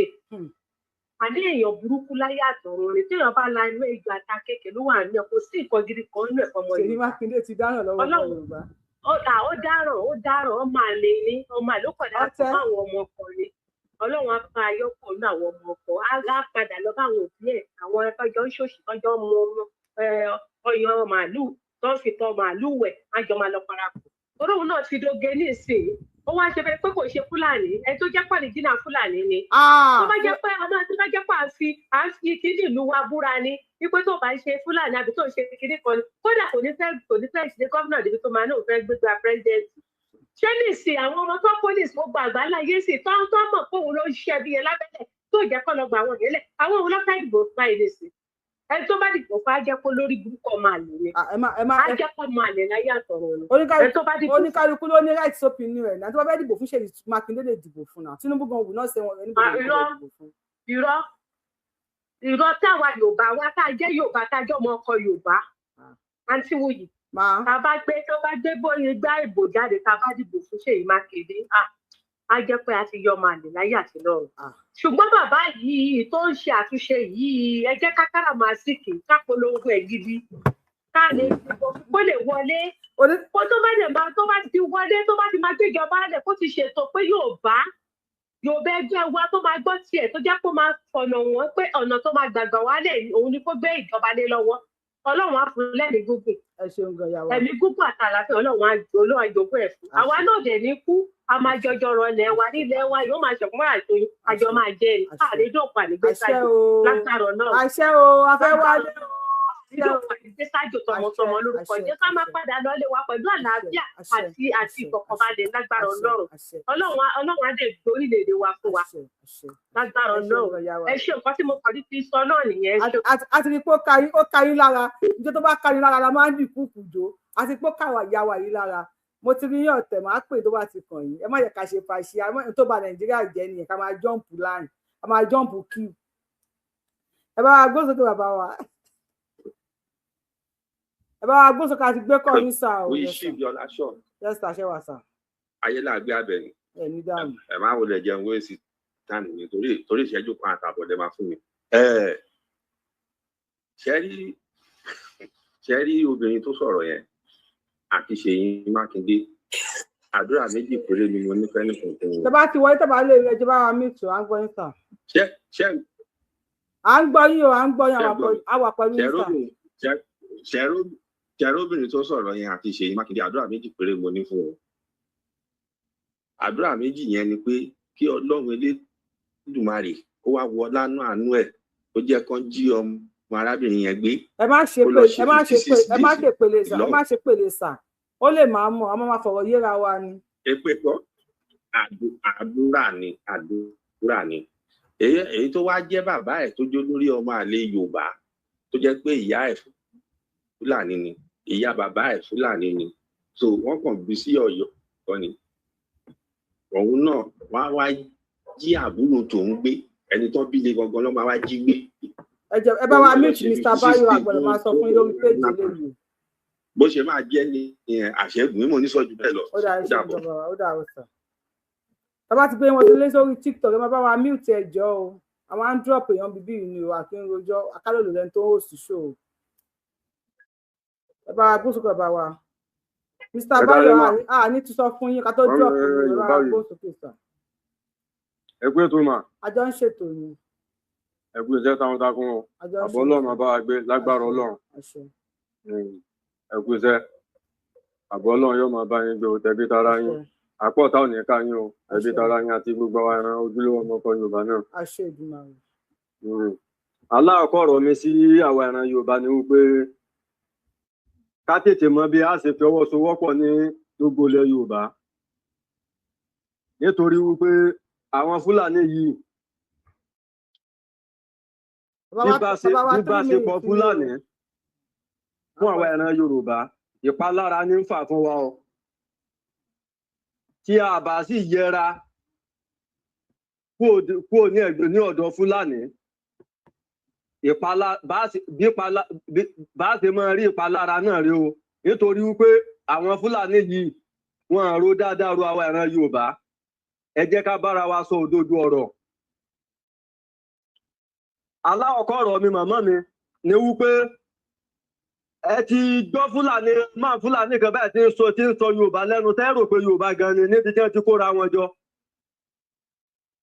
tó ti ta sí bàbá wa Chief Sunday Igboho tí gbogbo wa náà sì mọ̀ pé bàbá wa Chief Sunday Igboho iná lọ ta sí ó ní wípé ó ní ká kó nínú igbó ká má bọ̀ wá sí inú ìgboro ó ní sẹ́nu ìgboro láti máa da ẹran oníṣẹ́ bàbá rẹ̀ tí náà ni ó máa fún wa ní tá a máa jẹ nínú ìgboro ta ló bá wíhùn ní ilẹ̀ Yorùbá wọ́n kóra wọn jọ bẹ́ẹ̀ bóyá fìlà yan ọ̀kẹ́ ní àkọ́ọ̀dì ni gbogbo wọn dé sórí tẹ́bẹ̀ ti rí wípé àwa Yorùbá àwa náà là ń gbàbọ̀dé fúnra wa wọ́n dé gbogbo wọn sì pípọ̀ wọ́n sì dé fìlà àkọ́ọ̀dì sórí. Ẹ dákun ṣé ó yẹ kí Fúlàní kí wọ́n máa lórí láyà kí wọ́n máa sọ̀rọ̀ sí àwọn ìran Yorùbá báyìí nítorí wípé kí wọ́n máa rò pé bàbá ju Sunday Igboho nìkan iná ni àwọn bá wí o gbogbo àwọn ìran Yorùbá pátápátá iná ni a sọ wípé àfẹ́ Fúlàní ní inú igbó wa káàkiri mọ́ kéèyàn wá máa gbé inú ìgboro. Bàbá wa topic tá à ń tweet ni wípé àwọn ọmọ tí wọ́n jí kó ní Ọ̀yọ́ state nígbà tí wọ́n jí wọn kó àwọn èèyàn pariwo bring back our children àwọn Àtíkù ẹni sùúrùsà bring back our children everybody bọ́ta bring back our children bring back our children now wọ́n ti wá kó àwọn ọmọ yẹn dé nísìn àwọn èèyàn wá ń sọ wípé wọ́n stage ẹ̀ ni ẹni sùúrùsà àwọn ilẹ̀ Haúsá láti kú sọ wọ́n ti bọ́ta tó bá ti délẹ̀ nísìn máa sọ̀rọ̀ méjì mẹ́ta fún ẹni tó bá ti wo tó bá ti subscribe to YouTube channel Yorùbáwòyí wọ́n ti analyse nǹkan tó jẹ́ kí Ọ̀yọ́ state kí kidnapping tiwọn kí ó yá kíákíá láti rescue ju tilẹ̀ Haúsá lọ ẹ lè lọ wo lórí page but I will say a little about it. láàrin ìṣẹ́jú mẹ́ta ẹ bá wa bẹ̀rẹ̀ kí ẹ bá wa sọ̀rọ̀ lórí àwọn tó ń pariwo bring back our teachers tó wá bring wọn back tó tó pé wọ́n parọ́ ni so ẹ bá wa sọ̀rọ̀ lórí ẹ̀ kí lẹ rí sí. tẹ́rí àwọn tí wọ́n sọ pé kí wọ́n bọ́n dá àwọn ọmọ àwọn padà hàn tẹ́rí tẹ́mi bá wò wọ́n dáadáa aláàbọ̀ làákàrè ni wọ́n ẹni tí ó bá ní ọpọlọ kò ní máa ro irú nǹkan báyẹn ro bàbá Bọ́lá Ahmed Tinubu onílàákàrè gidi kò ní máa sọ wípé wọ́n fi irú nǹkan báyẹn wọ́n fi ṣe òṣèlú ni wípé wọ́n kó àwọn ọmọ yẹn pamọ́ ni ẹ dákun tí wọ́n bá kó wọn pamọ́ ẹni tí wọ́n gé orí rẹ̀ ṣé àwọn tí wọ́n sọ fún pé kí wọ́n kó wọn pamọ́ ṣé wọ́n sọ pé kí wọ́n gé orí rẹ̀ ni. wọ́n á dá orí ẹ̀ padà fún un. ṣé wọ́n sọ pé kí wọ́n gé orí rẹ̀ àbí nígbà tí wọ́n ti kọ́kọ́ wọnú skul yẹn àwọn méjì tẹ́ kọ́kọ́ mú balẹ̀ ṣé wọ́n sọ pé kí wọ́n mú yàn balẹ̀ nínú skul yẹn gbà tẹ́ kọ́kọ́ wọlé sínú skul. àní àwọn Yorùbá wa kan èmi ò rò pé ọmọ Yorùbá ni wọ́n kàn sọ èdè Yorùbá lẹ́nu ni ọlọ́ọ̀bá gbọ́ ọmọ àlè gidigidi ni wọ́n. kákan má máa sọ̀rọ̀ jù ni ká má máa sọ àwọn ọ̀rọ̀ lọ àwọn sáìdì kan irú àwọn ìyá wa tí wọ́n ti dàgbà láàrin àwọn obìnrin yẹn jẹ́ kó wọgbó lọ ẹ dákun ṣé wọ́n lè sọ gbogbo nǹkan tí tó ṣẹlẹ̀ sí wọn nínú igbó yẹn àbí irú àwọn ọmọdé yẹn lè ṣe yìí èmi ti ń rò wípé sáwọn ọmọ kéékèèké yẹn bá yẹn jẹ́ ti wà yẹn bó ni wọn ò tẹ́ ní máa lálàkálà bá yẹn báyìí lójú oorun kódà àwọn ọmọ yẹn máa jókòó ọlọ́ọ̀bá gbọ́ wọ́n máa ro kinní yẹn ìtí ń ṣẹlẹ̀ ságbàlagbà náà ni ó ní kẹ̀kẹ́ tí ó ṣẹlẹ̀ sí rèmi gan tó ṣe wípé ìgbà míì ti bá rò yóò sì máa dáyà já mi irú àwọn ọmọ yẹn ní èsè yìí mo ń rò wípé ṣé wọ́n sì tún kó wọn padà sí skul yẹn padà ni pé kí wọ́n tún lọ bẹ̀rẹ̀ skul yẹn padà again. ẹ bá wa lo ìṣẹ́jú kan síta.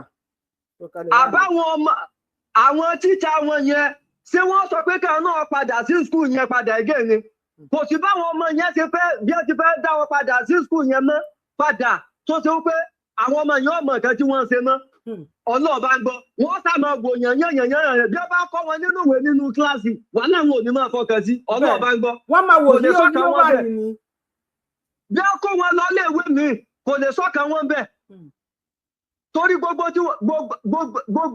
tí wọ́n máa fi gbogbo gbèsè ayé wọn tí wọ́n máa fi ronú ọlọ́ngbọ́ pé tó ṣẹlẹ̀ sáwọn bíbá báyìí o kọ́mọ́tò wa ṣẹlẹ̀ kọ́mọ́tò ṣẹlẹ̀ sáwọn ní bíbá yìí náà o. Mr.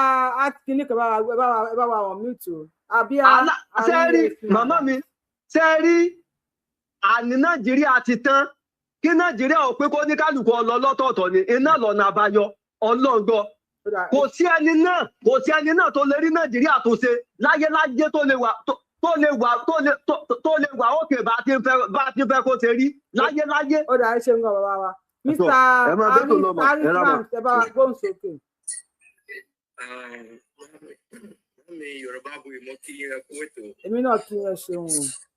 ẹ kú ọ̀rọ̀ lẹ́ka lẹ́mu kí yín. ẹ kú dédé àsìkò ìsàn. ṣe rí ọ̀rọ̀ tó wà lẹ́yìn ó gbẹnu tán because ṣe rí ọ̀rọ̀ nọ́mbà 1 ni wípé gẹ́gẹ́ bí àwọn èèyàn ti ń sọ wọ́n ní tó bá jẹ́ pé ọmọ Ṣèyí Mákindé ni wọ́n jí pé ṣọ́ máa fi wọ́n lẹ̀ sẹ́nu gbó for good 50 days tí mo dẹ̀ mọ̀ pé kò possible ṣèbí àwọn fámìlì Adélabú ni wọ́n jí kó nìbàdàn lọ́jọ́ ní last month tí ó kọjọ́ 4 tó fi wá wọn jáde. Example kan nìyẹn o ká máa tí wọ́n aṣọ àwọn ọmọ léèwé tọ́jú ọmọ kéékèèké àtàwọn tíṣà for good 50 days nínú gbóǹbẹ̀ yẹn. Olórí ìlú as first citizen kò ronú pé òun máa pe àwọn AUN àbí àwọn olólùwọ̀n pè kọ́ wá bá wọn dá sí ọ̀rọ̀ kan tó ṣẹlẹ̀. kọ́ bá gbà wọ́n mọ́. Wọn rí wọn pẹ̀lú ìyẹn o. Ó ṣe wá dẹ́gbà tó wá gba àwọn ọmọ yẹn jáde tán. Lọ́ọ̀ṣẹ̀ wá mọ̀ pé àwọn fẹ́ invite international kìnnì kan wọlé kọ́ bá wọn investigate ọ̀rọ̀. Wọ́n ní ọ̀rọ̀ jọ gàté kò jọ gàté. Ó ṣàfẹ̀jẹ̀ ẹ̀hún fi ẹsẹ̀ méjèèjì tí ó fi tìrọ̀ síbì kan. Nínú gbogbo nǹkan tó wá ṣe ẹ́ síta kí ni iṣẹ́ kò ti fi hàn pé àwọn gangan fúnra wọn as governor of the state pé wọ́n lọ́wọ́ sí nǹkan tó ń ṣẹlẹ̀ yẹn. Because irú ọṣẹ́ wo ló fẹ́ fi wẹra wọn mọ́?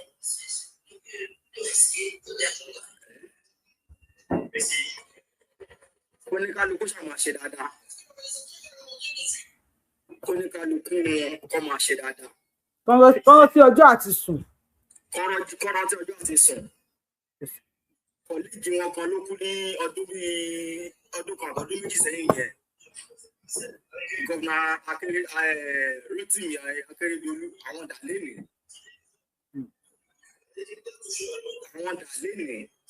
Mo lágbára. Wọ́n ṣàn ṣe bó ṣe wù wọ́n kọ́ ṣe dáadáa mi ní sọ jù bẹ́ẹ̀. Ẹ ṣeun gan bàbá wa ṣeun fún náà. Ṣèyí Mákindé Ọlọ́run nìkan ló mọ ẹjọ́ dá. Èmi ò ní sọ pé ẹ mọ̀ ń pa èmi dẹ̀ ní sọ pé ẹ mọ̀ ń pa ẹ̀. Tinubu mi ní sọ pé ẹ mọ̀ ń pa èmi dẹ̀ ní sọ pé ẹ mọ̀ ń pa ẹ̀. Ṣùgbọ́n ẹ rántí gbogbo ẹni sùsà gbogbo ẹni tẹ̀ ń pariwo wípé àwọn ọmọ yẹn fresh. Tálíkà ló dáràn lọ́wọ́ tálíkà. Àìmá ṣèpàdé olòṣì ní ò jẹ́ ká mọ ẹni tó jẹ́ alága ìṣẹ́. Nígbà tí wọ́n jí àwọn ọmọ àbúrò Adélabú gbé tí wọ́n padà lọ gbà wọ́n jáde after how many days tí wọ́n jí àwọn àbúrò Adélabú gbé tí wọ́n lọ gbà wọ́n jáde àwọn ọmọ yẹn despite pé wọ́n bọ́ wọn sí òwò ẹ pé àwọn yẹn fresh ni because wọn ò nà wọ́n. tó máa jí ọmọ tálíkà gbé láàrin ìṣẹ́jú 5 wọ́n kọ́kọ́ fi lùlù bá tiẹ̀ jẹun kó bá pa fámìlì ẹ̀ àwọn tálíkà wá complain pé àwọn ọmọ Adélabú tí wọ́n jí gbé o kí ló dé tí wọn ò kó wọn lọ sínú igbó complain pé àwọn ọmọ Adélabú tí wọ́n jí gbé o kí ló dé tí ìyá wọn fresh táwọn ọmọ náà fresh complain pé ọmọ tálíkà bíi ti èmi àti tí wọ́n jí gbé kí ló dé tí wọ́n freshness wò ló wà lára àwọn ọmọ yẹn àwọn tí wọ́n ń jẹ bisikíìtì hàn wọ́n mú mi hàn principal tó rescue kò lè béèrè pé ilé ń kọ́ o ọ̀nà ń kọ́ o àwọn ọmọ òun ń kọ́ o first ló béèrè ni pé where is my car dẹ̀ rí pé trauma pé car yẹn lórí gbẹ̀yìn lóye kó máa béèrè where is my car tálíkà dọ̀tá tálíkà ẹni wọn já ọmọ yẹn gbé kò yẹ kí wọ́n lùkù bọ́n ṣe lùkù yẹn tó bá lù wọ́n pa kó tó kó wọn dé kí ni gain ni tó bá ti bá àwọn ọmọ yẹn sùn kó tó kó wọn dé then you will be happy. Bring back our children, bring back our principal. Nothing must happen to them. Wọ́n bring wọn back. ẹni kò sápá àyà lára wọn bá ti mú ìṣòro ní igi oníṣòó wọn lè kó àwọn ọmọ yẹn dé yẹn ẹ kàn lọ bá wọn bí tó kó wọn síbẹ̀ sí ní fọmọ wọn lórí gbàù ìgbà náà mọ̀ pé yes àpá àyà wà lára wọn. Bàbá mi bá mi gbóhùn sókè mi ìfẹ́ bínú lọ́sàn-án yìí. Ó bá wúyè. Ẹni dààmú sáà. Ẹ kú dédé àsìkò yìí. Àdá tó yàtọ̀ máa dá fún ìrágbà tọ́lọ̀. Ó wà dáwọ́ lé ayọ̀ ìṣeré. Ẹni ṣubú dànù. Ẹni rógbà ẹ̀sán ẹni rógbà rẹ̀ àgbà tọ́lọ̀. Ẹ̀dá àgbà ẹ̀dògbó. Ẹ̀jú ìyá yìí lọ. Ẹ̀jú bàbá yìí lọ. Àgbà tọ́lọ̀ náà ńláńlá. Àgbà tọ́lọ̀. Ẹ̀dẹ̀ jìrì àwọn ọmọ ní ẹ̀dẹ̀ ní jẹ́ lórí àṣẹ Èdùmàrè rẹ̀. Olóyè Sunday Igboho ìbárẹ̀ àwọn alálẹ̀ àtọ́lẹ́dùnmáì tó ń tẹ̀lé yín ọ̀nì fi yín lẹ̀ láéláé gbogbo igbe lẹ́nu vendor wọ́n máa ka pépà wọn lọ àwa máa kà á máa wo fíìmù wọn bí láṣẹ Èdùmàrè kò sí wàhálà yá Yorùbáwùyí ṣe rí ẹni tó sọ̀rọ̀ nípa àwọn ọmọ french wọ́n ti kú for me ìyá mi sódà ẹ káàbọ̀ èmi ò ní blame ẹ̀ ó dàbọ̀ ọ̀rọ̀ tó ń sọ pé ẹni sùúrù ó níbi tí mò ń lọ o. no go ahead please. Opinion wọ́n tí ní nìyẹn. òyìnbó tó fún haúsá ní lọ́ọ̀ṣì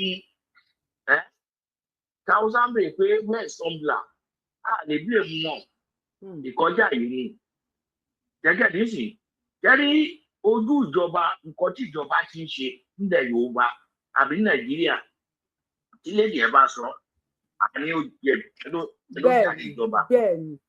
In other side lójú tó ẹ kó o fi wò ó ni ojú abiyamọ tó bá ti bímọ lára ẹ ojú abiyamọ tó ẹ kó fi wò pé ẹ wo principal ẹ bó yẹ rí egungun ọrin àlèkà ẹ wo woman tó ń ṣò tó ń bẹ̀ nígbà yẹn pẹ̀lú ọmọ tó ju ọmọ ọdún méjì àbí oṣù mélòó kan àtàwọn ọmọ kéékèèké yẹn òun lọ̀rọ̀ títì yẹn gẹ́gẹ́ bí sì ojú Nàìjíríà lòun yìí fi wo fíìmù yẹn òun mo dẹ̀ sọ pé àìníkàrà abiyamọ ló fi ṣe èyí kò sí ètò kàn mí pẹ̀lú ìjọba ó náà ṣe fíìmù yẹn gẹ́gẹ́ bí sì àdénàbà tù ní ti tọrọ Mákindé ọlọ́màjọ ti dé èkó fúnra ẹ̀ kó di gọ́fúnà nǹkan ti sọ pé ó ní òun ò ní ìdí owó pé owó tóun máa fi tó àwọn ọmọ òun ti ní òun ti sọ́lẹ̀ ẹgbẹ́ ìgbọ́n mọ̀ sọ́ọ́sì ó ti sọ mo dẹ̀ ń tẹnu mọ́ ó ti sọ before campaign èyí tó dẹ̀ pọ́n lọ́mọ tó jẹ́ bí Oríyọmí Hamzat tó pọ́n sẹ́yìn tó dẹ̀ ti jábọ́ lẹ́yìn ẹ̀ ń sìn àti tó wà láàrin wọn àwọn ló mọ̀ bẹ́ẹ̀dẹ́mí o kó tó ṣe tẹ́lẹ̀ ìtàn náà bá declare state of emergency lọ́yọ̀ ẹ̀ kíkí ní oslim òun ló yẹ ń pariwo ó mọ nǹkan tó lè ṣẹlẹ̀ òun náà ń calculate ẹ̀ ó mọ nǹkan tó lè ṣẹlẹ̀ ló yẹ ń sọ pé àgbáyé ẹ wá bá fẹ́ akọ òun sì òun ti fẹ́ jábọ̀ o ẹgẹ́ ní sì gbogbo kìíní political kìíní ni bẹ̀tẹ̀ òun fẹ́ dìfẹ́ǹdì ara ẹ̀ lẹ̀ torí ọjọ́ iwájú gbogbo àwọn tó dẹ̀ ń di political ambition tó ń lé ibo ló ń lọ kò lè kọjá ilé bàbá ẹ̀ Ìbàdàn kò lè kọjá. Fúlàní ni kíní tiẹ̀ náà fáìsì ẹ̀.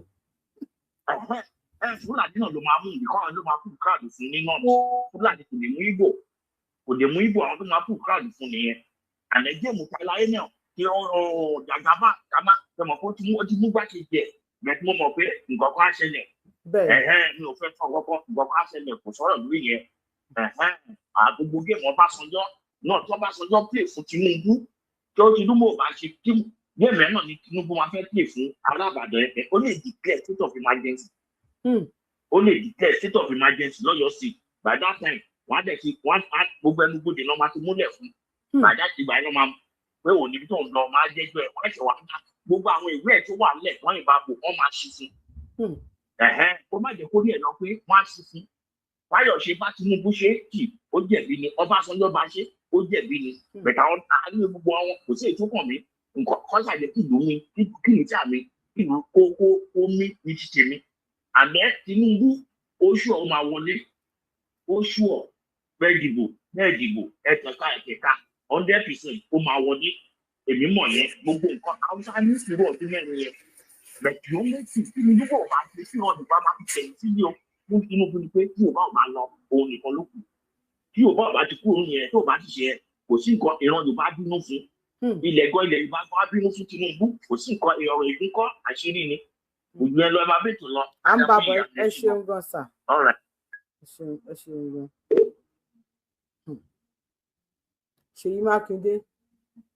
Ṣèyí Mákindé ẹ ṣáà má kanná lulẹ̀ Yorùbá. Ẹ má yẹ kó ogun tó fẹ́ ja Nàìjíríà kó bẹ̀rẹ̀ láti ilẹ̀ Yorùbá. Ọlọ́run lèmi fi ń bẹ̀ yín. Tẹ́tọ́ra Akíntọ́lá takú. Ìjà Awólọ́wọ̀ pẹ̀lú Akíntọ́lá ẹ tún fẹ́ gbé dìde. Ẹ tún fẹ́ gbéjà Awólọ́wọ̀ pẹ̀lú ìjà Akíntọ́lá àbí kí lórúkọ ẹ tún fẹ́ gbé dìde. Ẹ tún fẹ́ bẹ̀rẹ̀ nílẹ̀ Yorùbá. Ẹ yìí pé wọ́n mọ̀ yín lépè. Ṣíṣe pé wọ́n ju òkúta èpè lù yín. Ẹ tún fẹ́ bẹ̀rẹ̀. Ẹ fẹ́ kọ́nà lu Nàìjíríà. Bẹ́ẹ̀ kó má jẹ́ ilẹ̀ Yorùbá ló ti máa bẹ̀rẹ̀. Kó má pẹ́ àwọn ọ̀dọ́ máa bẹ̀rẹ̀ sí ní máa bára wa jà ká má dọmọ ìyá Àwùsá. Ẹ bá gbóhùn sókè lórí fóònù kò tí kàn yín kà lórí TikTok ẹ bá gbóhùn sókè lórí fóònù. Okay ma ẹ ra mọ̀ ẹ kálẹ́ mà. Ẹ ṣeun. Yes ma ẹ kú ètò mà ẹ kú iṣẹ́ takuntakun mà. Yes ma ẹ mọ idea tí mi fẹ́ mú wá tí mo fẹ́ sọ ni wípé ṣe rí gbogbo àwọn tó wà ń di àwọn ọ̀rọ̀ yìí lára àwọn tí wọ́n bá rí gbé yẹ tí wọ́n tán jí gbé yẹ tán bá rí fóònù ẹ jẹ́ kán wo fóònù wọn kán wo àwọn tó ń jọ máa ń ṣe conversation tí wọ́n ṣe dẹ́ lára àwọn tí wọ́n jí gbé yẹ mà lára àwọn tí wọ́n bá mú kán mú wọn lára àwọn kán tẹnu wọn àwọn ẹ ló máa sọ àwọn tó rán wọn níṣẹ́ tó ń ṣalátìlẹ́yìn wọn. lára àwọn tí wọ́n jí gbé. lára àwọn tí wọ́n jí gbé yẹn kán mú lára wọn kán ṣe ìwádìí àwọn. lára àwọn tí wọ́n jí gbé àbí lára àwọn tó ń jiyàn gbé. lára àwọn tó ń jiyàn gbé mọ ó sì yóò bó ṣe ń kàwé lára ni. ó yé wa tó kílẹ̀ ọmọ Yorùbá.